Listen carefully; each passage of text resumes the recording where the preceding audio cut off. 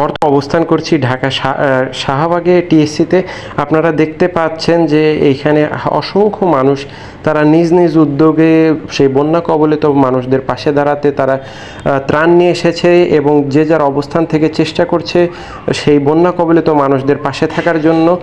কারণ কি দেখেন যে আজকে ফেনী, নোয়াখালী পার্বত্য এই অঞ্চলগুলো কিন্তু ডুবে একদম পানির নিচে, কারণ তাদের বসবাসযোগ্য ঘরগুলোও কিন্তু আজকে পানির তলায় তলিয়ে গিয়েছে।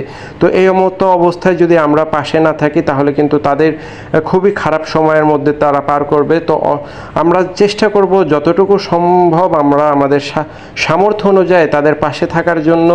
এই দেশের এই ক্রান্তিকালে আমরা চেষ্টা করব মানুষ হয়ে মানুষের পাশে থাকার জন্য, কারণ এই সময় যদি আমরা তাদের পাশে না দাঁড়াই তাহলে কিন্তু আমাদের বিবেক এবং আমাদের মনুষ্যত্বের কাছে আমাদের প্রশ্ন জাগবে যে আমরা এই অসহায় মানুষগুলোর পাশে